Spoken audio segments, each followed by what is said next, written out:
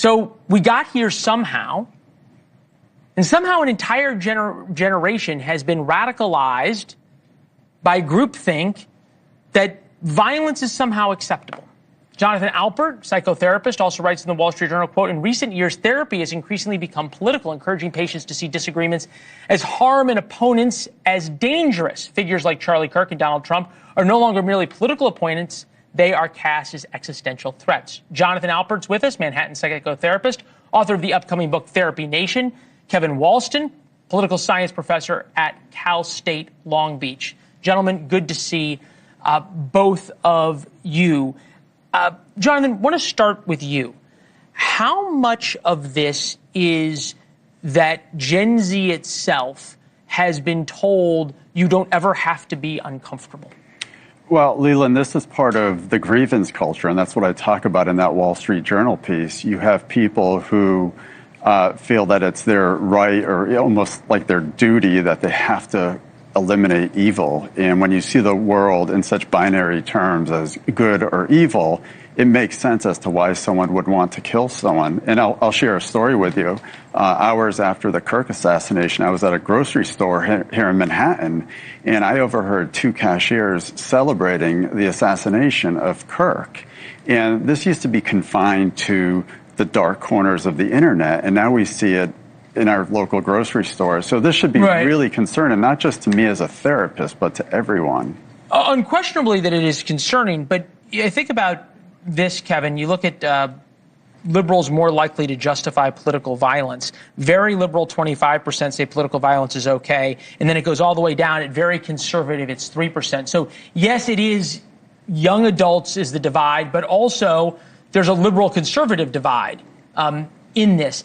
I think the question would be not so much if it's good and evil, but have we developed a construct where, especially on the left, it's if something makes you uncomfortable or you disagree with it, it's okay to label it as evil and to hate it and then kill it?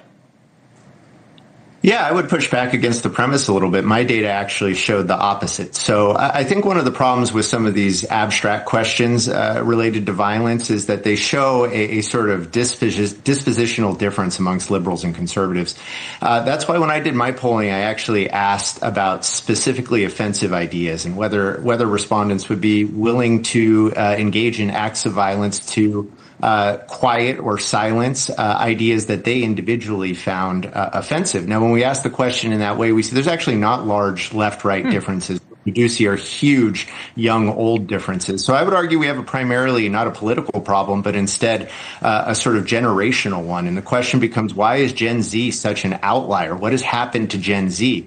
And part of the interesting thing from my survey was that despite our temptation to lay this blame at the feet of higher education, which has done nothing at all really to recommend itself as really anything, we don't see differences based on college attendance. What we see instead is that Gen Z, regardless of whether they have a student ID or not, are willing to endorse political violence. So we have to look downstream a little bit. We have to start thinking, what are we doing as parents? What are we doing as teachers in K through 12? So in other words, is the fact that they're called the snowflake generation accurate?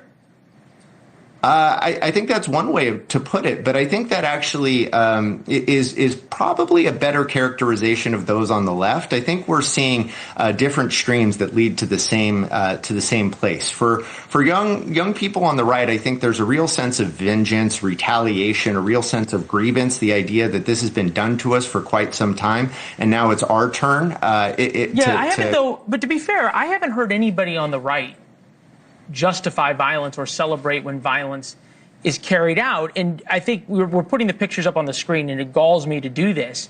But Luigi Mangione from the left, the shooter and Charlie Kirk's killer on the left, those two are up there. Butler, Pennsylvania shooter, young Gen Zer, person who attacked Josh Shapiro, the governor of Pennsylvania's house, on the left. Jonathan, I ask you this.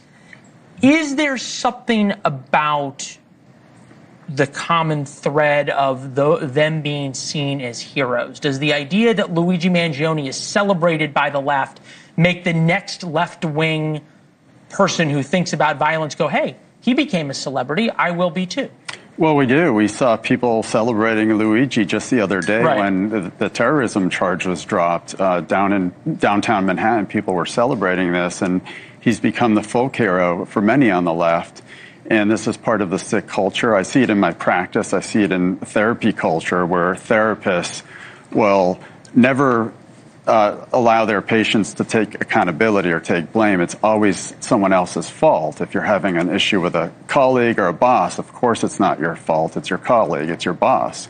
So this culture has to change, and it has to start in my profession. Well, or it has to start with parents. I'm now realizing why my parents told me I shouldn't go to therapy. In fact, they didn't send me to therapy. Kevin, is this an issue, though? I mean, I think you trace it back, right? Is it come back to parents who have told kids, especially Gen Z, you don't have to be uncomfortable? It's like your feelings are the most important thing. That's undoubtedly part of the story here, but it's not the whole story, right? Again, this is a generation that has grown up with social media. It's ubiquitous. They relied on it almost exclusively during the shutdown of the COVID pandemic, and they are ultimately social media creatures and their social media creations. And this is going to fuel two separate things. First of all, they're going to be rewarded for putting out some really offensive and quite outrageous ideas, and then their attitudes are going to be shaped by this. So I think we would be remiss to leave out the social media component of this, and in particular TikTok. I think that issue needs to be addressed if we want to solve the political violence problem amongst our young people. Yeah, amazing that the Chinese are making money off of dividing us, and as you point out, what they're doing to Gen Z. Gentlemen, Kevin, Jonathan, thank you both.